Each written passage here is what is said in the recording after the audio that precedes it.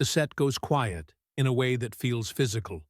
You can hear sand crunch under boots, a metal prop ticking softly as the wind nudges it. A seasoned stuntman breaks that silence with a sentence that isn't loud, just sharp. "You won't do this stunt." Bruce Lee doesn't answer right away. He looks at the space as if the seconds, the distance, and the angle have already been measured in his head. What follows isn't an explosion or a show of ego, but one exact decision, so controlled, so restrained, that when it's over, everyone on the set understands the rules have just changed. Let us know where you're watching from, and we hope you enjoy the story. The stuntman's last sentence lands like a weight set down too hard. Not loud, not rude, just final. Around Bruce, the set keeps moving in small noises. Tape tears with a dry hiss as someone remarks a line on the floor. A metal clamp clicks onto a prop. Somewhere farther off, a hammer taps twice, then stops as if it too is listening.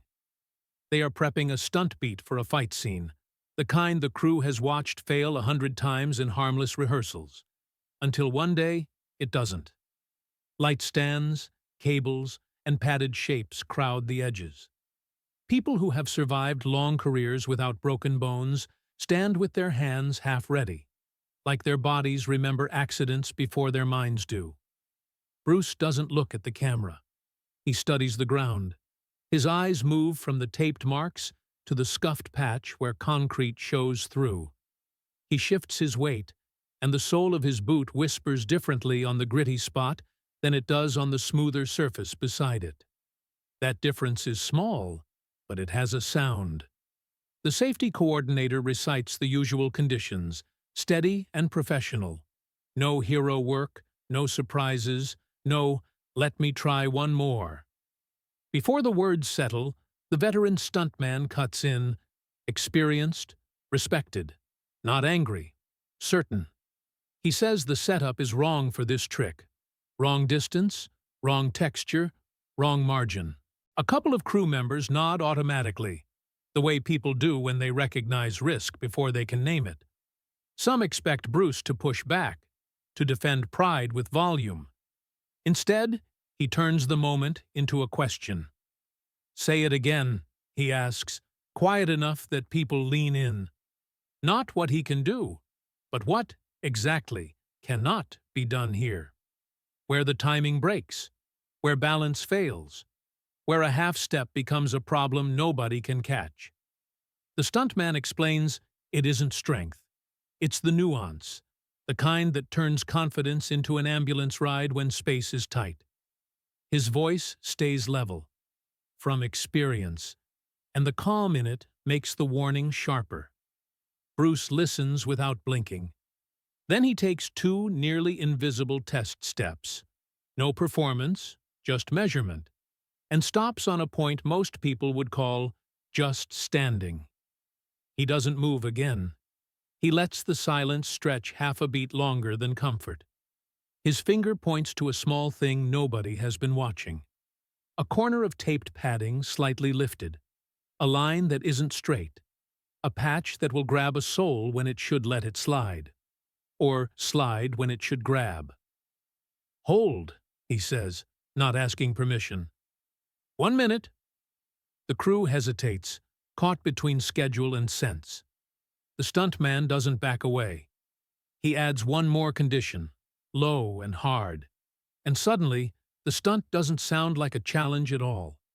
It sounds like a trap waiting for a single mistake.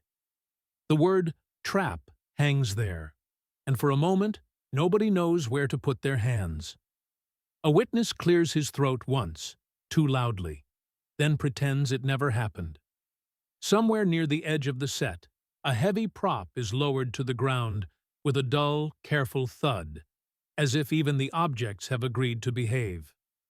The stuntman spells out the risk in plain terms. Not a dramatic catastrophe, not a mystery, just a tiny slip in timing, a fraction late or early, and the result would be immediate. He doesn't describe it. He doesn't need to.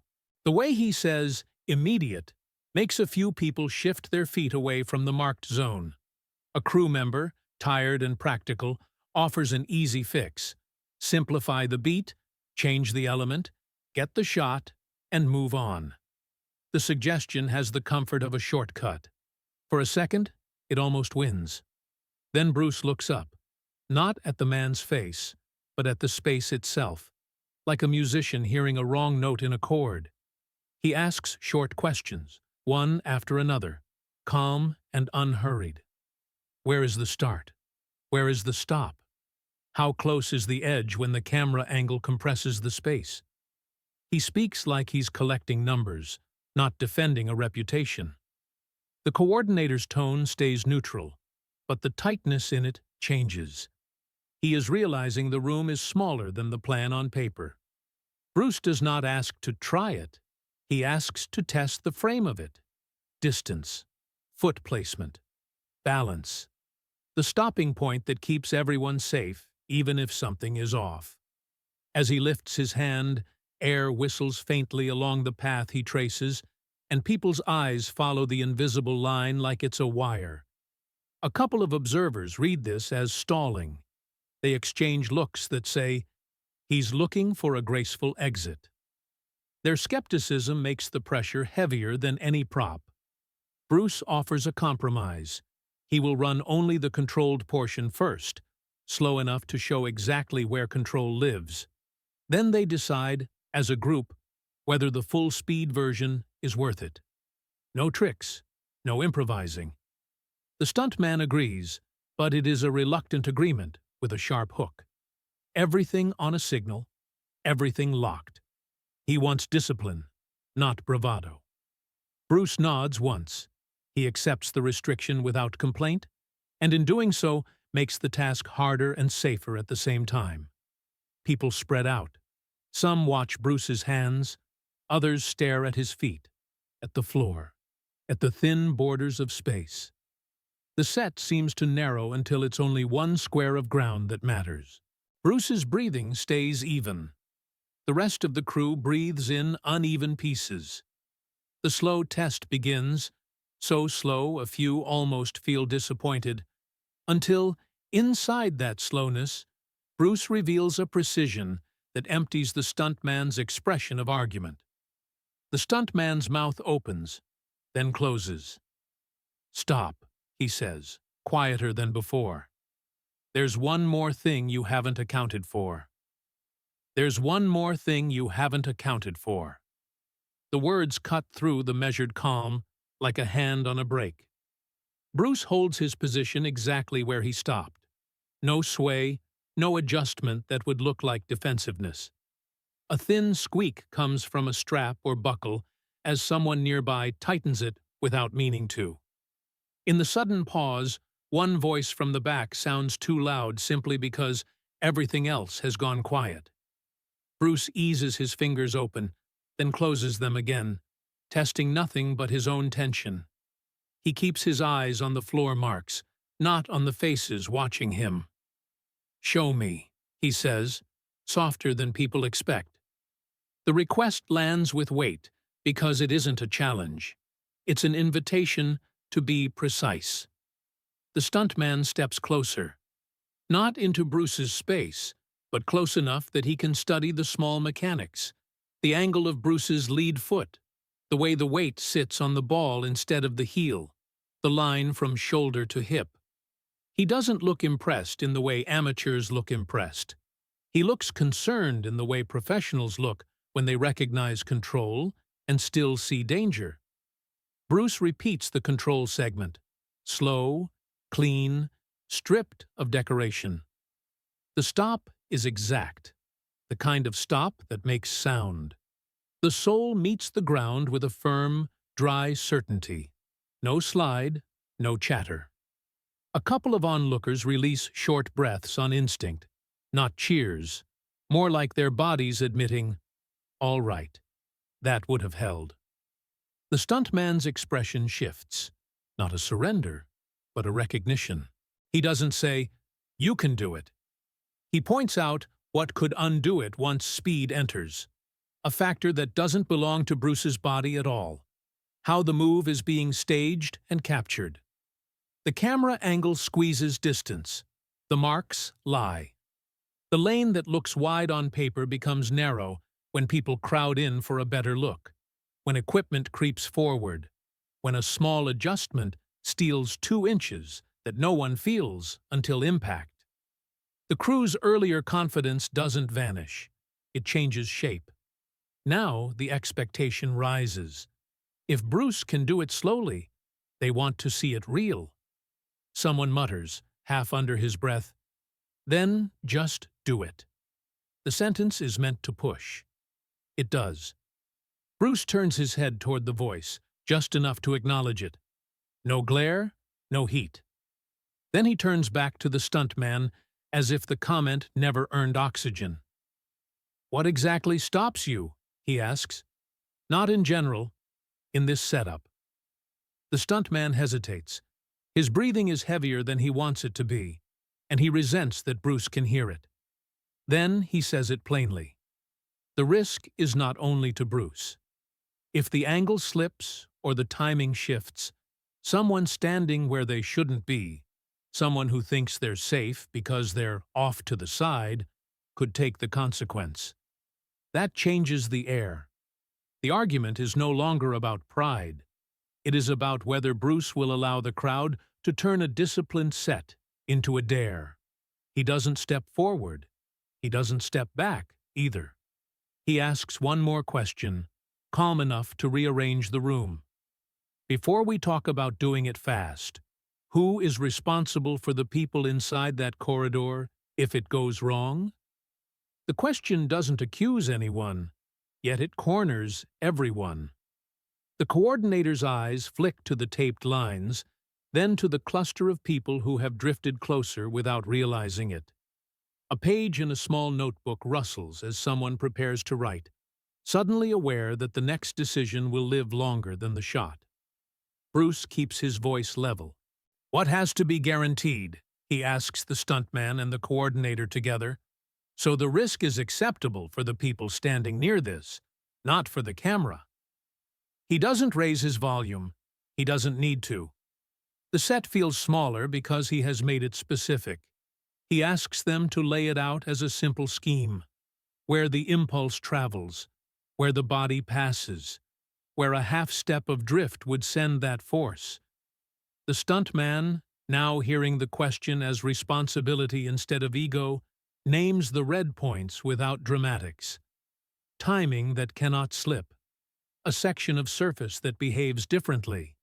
The closeness of equipment and bodies that leaves no forgiveness. Bruce points with one finger, tracing the corridor in the air. The motion is quiet, almost gentle, but it is exact. "Then we change one thing," he says, and suggests a small adjustment, position and spacing, something that costs minutes now and prevents hours of damage later. He asks for a dry run without the final element, just to confirm the lane is honest. A few crew members bristle. Time is money, and money is already burning. Someone starts to speak with that familiar edge. "We're behind. We can't keep." And Bruce stops it with a short, calm request. Not a scolding. A boundary. "Technical comments only," he says, and the chatter collapses into a cleaner silence. People obey, not because they're afraid of him, but because his clarity feels like the only solid thing in a crowded room. They shift equipment by inches. A prop scrapes, then taps. Sure, thud, as it settles into a safer position. The coordinator gives instructions in a dry, working tone, but there's a new caution in it, like someone who has just realized the margin was imagined. Bruce steps into the lane for the dry run. He moves without speed, without showing off. On the second pass, his boot makes a short, ugly sound. A brief skitter on the surface, tiny, but wrong. Several heads snap up at once, muscles tightening before thoughts form. Bruce stops immediately. Not after the move. Not to finish strong. He halts at the first warning and lifts his hand. "Hold," he says, and the word lands like a gong. The pause that follows is heavy, not theatrical, just the sound of consequences being noticed in time. He kneels and presses the edge of the surface with his fingertips, then points to one specific patch where the texture changes, where grit has collected, where tape has pulled, where the foot doesn't meet the ground the same way twice. "Check this," he says. "Now." The coordinator steps in, and his face changes as he sees it.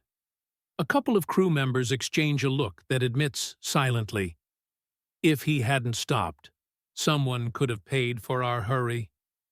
As people move to fix it, the tension should ease. Instead, the stuntman walks closer to Bruce, closer than work distance, close enough to speak without an audience hearing the full meaning. His voice drops. "Forget the trick," he says. "I want a different check, one you can't dodge. Not about the stunt." He pauses. "About the truth." The stuntman's proposal lands without drama, which makes it heavier. He frames it plainly.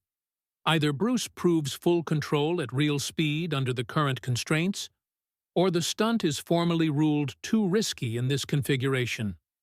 No insults, no raised voice. Just a line drawn where careers quietly bend. The circle tightens. A few voices surface at once. One backs the stuntman. Safety first. No arguments. Another presses Bruce with a different weight. "You've already shown enough. You know you can do it." The contradiction hums like bad wiring. Bruce lifts a hand, not to silence people, but to sort the noise. "Only technical criteria," he says. "What tells us yes or no?" He waits. The pause stretches. Finally, the measures come out. Control through the lane, a clean stop, no drift beyond the boundary. Bruce listens as if these rules favor him, even though they don't. He offers a last compromise. He will demonstrate the control without the dangerous finish. If that passes every test, they reassess together. It's a path that protects everyone and still respects the work. The stuntman refuses, or rather, he sharpens the test. He adds conditions that sound fair but narrow the margin further, where Bruce must start, who must be present, how the signal will come. It is honest on paper and brutal in practice. A setup where refusal looks like weakness and acceptance carries teeth. Bruce nods once. "Then my conditions," he says, and they are not flashy. Clear the hazardous zone. One signal only. And the right to stop everything at any moment without explanation. He claims order, and the room rearranges itself around that claim. People grow quiet in a different way now. This no longer feels like a meeting. It feels like something that will be repeated later, with names attached. Bruce steps into position. He doesn't stretch. He doesn't glare. He checks his balance, his breathing, the exact place where his foot will land. The set falls into a clean hush. In it, a generator hums far off, steady and indifferent. Then a small problem appears. Nothing dramatic. A piece of equipment shifts where it shouldn't. A faint scrape underfoot that wasn't there before.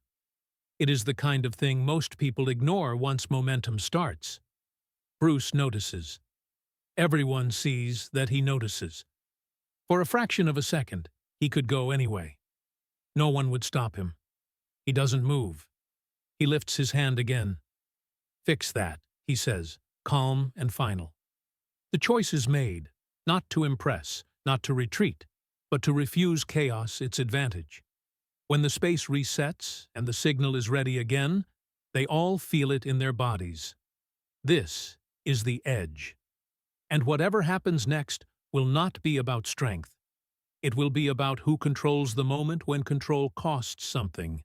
The space resets with deliberate care. Bruce asks for the signal again and waits until the hazardous zone is cleared, not by gesture, but by name. One person at a time stepping back until the corridor is clean. The stuntman moves to the side, no longer squared off, watching from an angle where mistakes show themselves. His eyes track feet and shoulders, not spectacle. The set settles into a working hush. Power hums somewhere distant. Fabric whispers as Bruce adjusts his stance. His breathing stays even, almost quiet enough to miss. Others breathe in broken pieces, holding air without meaning to. The signal comes, short, dry, unmistakable. Bruce enters the movement without a rush. No build-up, no flourish. He simply occupies the path that has been measured, the way a practiced hand finds a familiar tool in the dark. In the critical moment, where speed would usually cover error, he makes a correction so small it barely looks like a choice. A fractional turn, weight settling sooner than expected, a line tightened rather than forced. For the witnesses, it happens too fast to parse. In sound, it is simple. A sharp exhale, a clean contact with the surface, then nothing. No scrape, no second beat. Bruce finishes exactly where he planned to stop. He doesn't add an extra motion to sell it. His hands lower slowly, palms open, distance controlled. He looks first not at faces, but at the space, confirming no one has drifted closer than agreed. The reaction is not applause. It's silence. People checking their own memory, replaying what they think they saw against what their bodies felt. Someone whispers a single word and swallows it. A small piece of hardware clicks into place, as if finally satisfied. Bruce turns to the stuntman. His voice is level. "Everyone clear?" he asks, already scanning. Responsibility before relief. The stuntman approaches with heavy, measured steps. The edge in his posture is gone, replaced by something unsettled. For a moment it seems he might ask for another run. Then he stops himself. His tone shifts, no longer that of a gatekeeper. "That was enough," he says, and the word enough carries more weight than praise. Bruce doesn't smile. He nods once. The moment does not swell. It contracts, contained. Then the stuntman adds quietly, not to the room, but to Bruce. This wasn't about the move. The admission lands softer than an accusation, heavier than approval. Bruce meets his eyes without triumph. The real test, it's clear now, isn't finished. The movement is over. But what comes next will decide whether this ends as a lesson or a wound.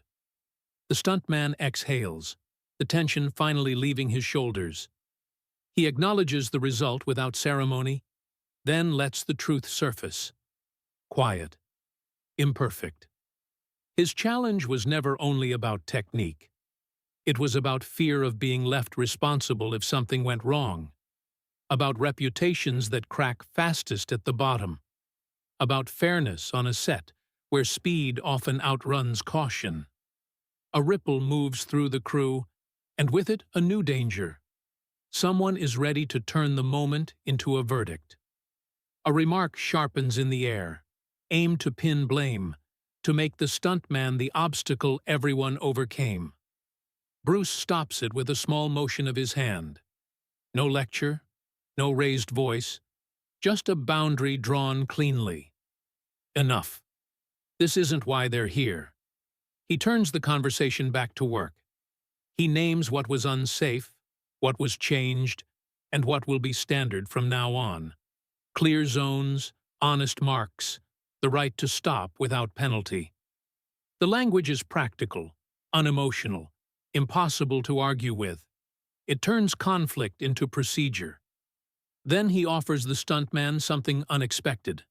Not an apology demanded, not a victory speech, but a task. A shared check before the next setup. Agreement on signals. Mutual responsibility written into action instead of words. The stuntman hesitates. This is the harder choice. Accept it, and he steps out of the role of provocateur. Refuse it, and he keeps the armor that no longer fits. He nods once, The nod costs him something, and that is why it matters. The crew watches the temperature drop. Not excitement. Relief. Bruce hasn't won. He has settled the room. Before work resumes, Bruce steps toward a junior technician who's been standing too still since the test. He asks quietly if he's all right. The question is small. It lands deep. The set comes back to life gradually. Commands are given. Feet move with intention. Tape is laid again, this time with care. The dry hiss of it peeling and pressing sounds different now, less rushed, more exact. Bruce gives a final nod to the stuntman. Not a truce, an understanding. When the cameras roll again, there's a new discipline in the air. Fewer bravado comments, more measured checks. In the brief silence between calls, something lingers. Not awe, not fear, just a shared recognition. The remarkable thing wasn't that he could do it. It was that afterward, no one felt diminished. And long after the set filled with noise again, one thought stayed where it began. Bruce Lee's strength was never just precision of movement, but the restraint to keep that precision from turning against people.